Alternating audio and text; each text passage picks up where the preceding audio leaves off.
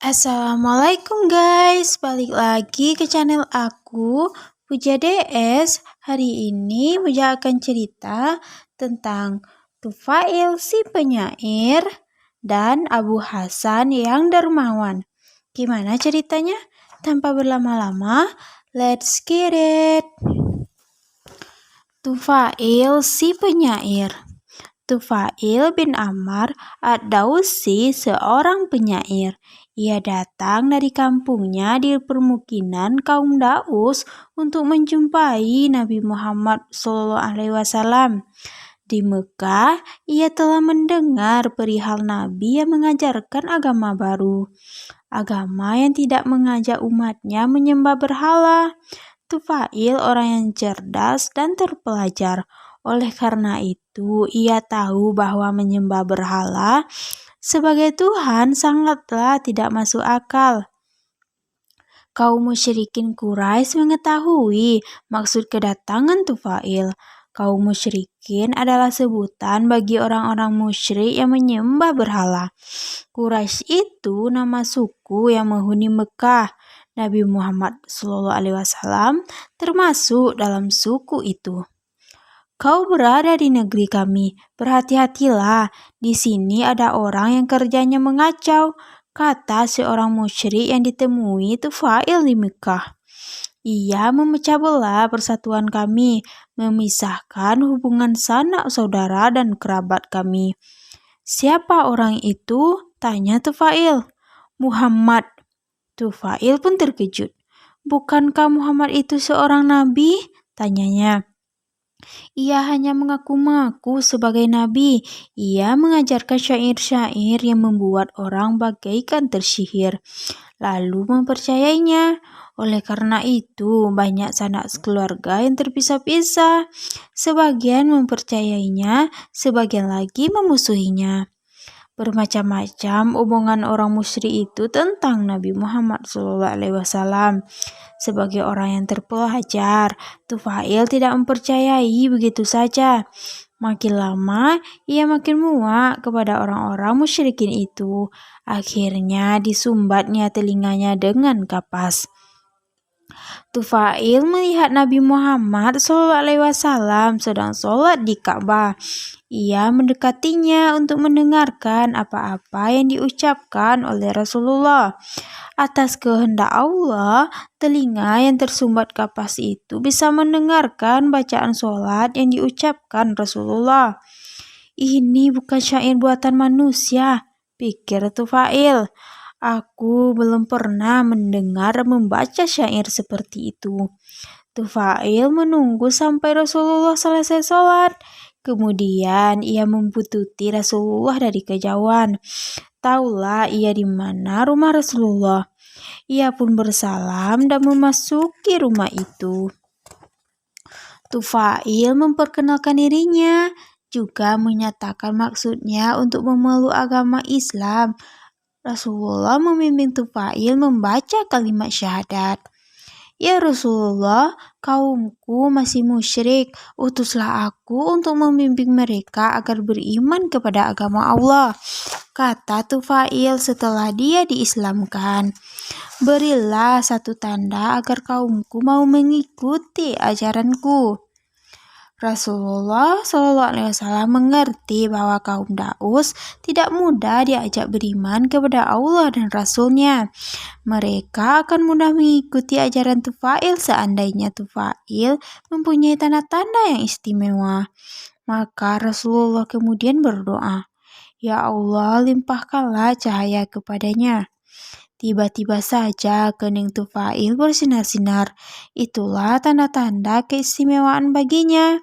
Namun Rasulullah kemudian berpikir, beliau khawatir kalau cahaya di kening Tufail itu akan menyesatkan orang-orang, akan membuat orang menyembah-nyembah Tufail, atau bisa juga dianggap sebagai azab atau cacat Tufail. Ya Allah, aku khawatir kaum Daus akan menganggap cahaya itu sebagai azab. doa Rasulullah kemudian. Lenyaplah cahaya di kening Tufail, berpindah ke ujung cambuk unta yang dipegangnya. Dengan cambuk itu, Tufail bisa berjalan di tengah malam gelap. Cahaya di ujung cambuknya akan menerangi jalannya. Tufail berhasil membimbing kaumnya untuk beriman kepada Islam. Ia dikenal dengan nama panggilan Zunnur, artinya orang yang bercahaya. Wallahu a'lam. Cerita kedua berjudul Abu Hasan yang Dermawan. Orang memanggilnya Abu Hasan karena anak lelakinya bernama Al-Hasan. Nama Abu Hasan artinya ayah si Hasan. Nama sebenarnya Ali bin Abi Thalib. Dia adalah saudara sepupu Rasulullah, menikah dengan putri Rasulullah yang bernama Fatimah Az-Zahra. Jadi Ali bin Abi Thalib ini juga menantu Rasulullah. Seorang sahabat bernama Salman Al-Farisi kebetulan sedang berada di rumah Ali bin Abi Thalib. Salman sedang memisah-misahkan bulu domba. Ketika itu Fatimah istri Ali sedang memintal bulu domba menjadi benang. Ali baru saja pulang dari rumah Rasulullah. Perutnya terasa sangat lapar. "Apa ada makanan untukku?" tanya Ali kepada istrinya. "Kita tidak punya makanan apapun," sahut istrinya. "Hanya ada uang 6 dirham yang baru saja aku terima dari Salman sebagai upah memintal. Sedianya akan kugunakan untuk membeli makanan bagi anak-anak kita." Dirham adalah satuan mata uang Arab pada masa itu. Uang itu akan digunakan untuk membeli makanan bagi Al-Hasan dan Al-Husain, anak-anak Ali. Keluarga Ali memang miskin. Mereka sering tidak punya makanan apa-apa, seperti pada hari itu. Meskipun begitu, Ali dikenal sebagai orang yang sangat dermawan. Demikian juga istrinya. "Berikan uang itu padaku," kata Ali, "biar kubelikan makanan bagi anak kita." Fatimah memberikan uang itu. Ali pun segera pergi untuk membeli makanan. Di jalan ada seorang pengemis. "Siapa yang akan menghutangi Allah dengan piutang yang baik?" tanya pengemis itu. Maksudnya, orang yang memberi sedekah kepada fakir miskin adalah orang yang menghutangi Allah, orang yang memberi piutang kepada Allah. Ali memberikan uang itu kepada pengemis. Ia tidak jadi membeli makanan bagi anak-anaknya. Fatimah melihat suaminya pulang tanpa membawa makanan, meneteskan air matanya.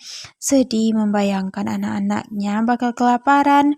Ia tahu suaminya pasti telah menyedekahkan uangnya kepada fakir miskin. "Kau tidak membawa makanan untuk anakmu?" tanya Fatimah. "Uang itu telah kupinjamkan kepada Allah Ta'ala," jawab Ali. "Engkau benar," kata Fatimah. Ali kemudian pergi ke rumah Rasulullah.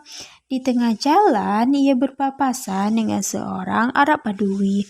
Arab Badui itu orang Arab pegunungan. Arab Badui itu menuntun seekor unta. Tampaknya ia sudah mengenal Ali, tetapi Ali tidak mengenalnya. "Belilah unta ini, hai Abu Hasan," kata orang Arab Badawi itu.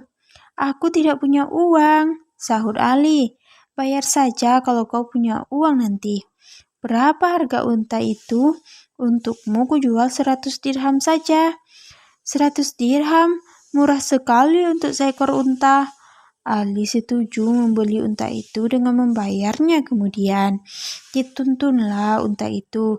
Tidak lama kemudian, lewat seorang Arab Badawi lainnya.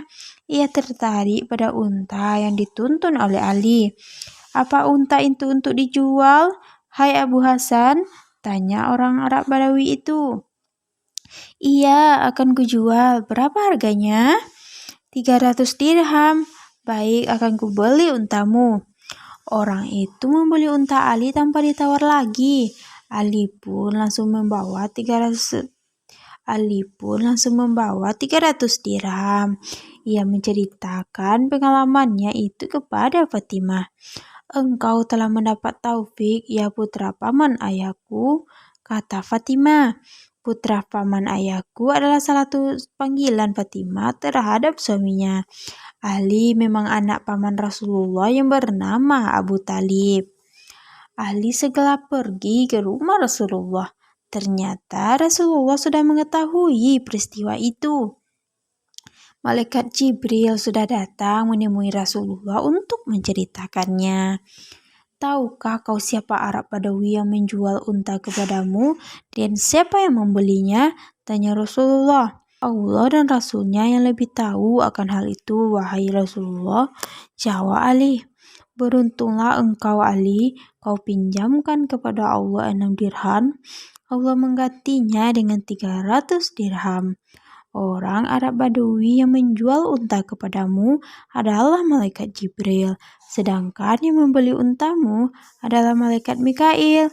Subhanallah, ternyata orang-orang itu adalah para malaikat yang menyamar sebagai orang Arab Badawi. Wallahu alam. Nah, pelajaran yang bisa kita ambil adalah sering-seringlah bersedekah, karena bersedekah tidak akan membuat kamu miskin. Oke, selesai. Itulah 2 cerita dari aku hari ini. Cerita ini masih aku adaptasi dari buku karya Sofia Masuri yang berjudul 31 Cerita Bang Aisyah. Semoga kita semua bisa mengambil hikmahnya ya. Jika kamu menyukai video ini, jangan lupa like, subscribe, dan komen ya guys. Salah satunya juga boleh. Sudah sudahi dengan Assalamualaikum. Puja sudahi dengan Assalamualaikum.